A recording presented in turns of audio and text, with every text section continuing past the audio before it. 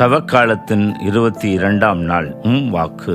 இறைவன் தனது நியமங்களையும் முறைமைகளையும் மக்களுக்கு வெளிப்படுத்தி மோசே வாயிலாக இஸ்ரவேலே கேள் என்று சொல்லி அன்பின் கட்டளைகளை வெளிப்படுத்தி அதன்படி நடந்து அவரை அன்பு செய்ய அழைக்கிறார்.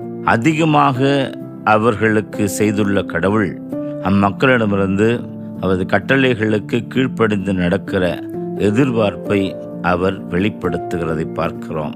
இதில் தவக்காலத்தின் செய்தியாக நாம் நம்முடைய மத்தியிலும் கடவுள் எவ்வளவோ நலன்களை செய்திருக்கிறார், கட்டளைகளை வெளிப்படுத்தி இருக்கிறார். அந்த கட்டளைகளை நாம் கடைபிடிக்க ஏதோ வெளியில இருக்கிற சட்டங்களை பார்த்து இதை செய்திருக்க செய்யவில்லை என்று சொல்லி நாம் அதற்கு ஆம் என்றோ இல்லை என்றோ சொல்லுவதற்கு பதில் அவருடைய கட்டளைகளை இதயத்திலே போற்றி பொதிந்து அதன்படி நாம் வாழ்நாள் முழுதும் மறக்காமல் நடக்கிற பிள்ளைகளாக, நம்முடைய சந்ததிகளுக்கும் சொல்லிக் கொடுக்கிற பிள்ளைகளாக இருக்க வேண்டும் என்று சொல்லி இறைவன் இன்றைய முதல் வாசகத்தின் மூலமாக நமக்கு வெளிப்படுத்துவதையும் ஆண்டவர் இயேசு நற்செய்தியின் வாயிலாக இந்த கற்பித்த அத்தனையும் கட்டளைகளையும் யார் யார் கடைபிடித்து நடக்கிறார்களோ அவர்கள் விண்ணரசில் பெரியவர்களாக கருதப்படுவார்கள் என்ற ஆசிரையும் நமக்கு வெளிப்படுத்துகிறார்.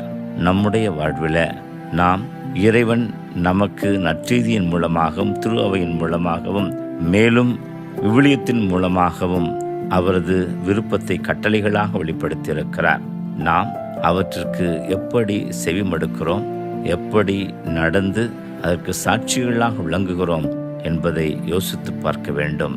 இறை வார்த்தைகளையும் இறை சட்டங்களையும் நான் மட்டும் கடைபிடிப்பதோடு இல்லாமல் மற்றவர்களுக்கும் கற்பித்து அவர்களும் இறை அரவணைப்பில் அவருடைய இதயத்திற்கு நெருக்கமானவர்களாக வாழ முயற்சி செய்கிறேனா என்றும் கேட்டு பார்த்து கொள்ள வேண்டும்.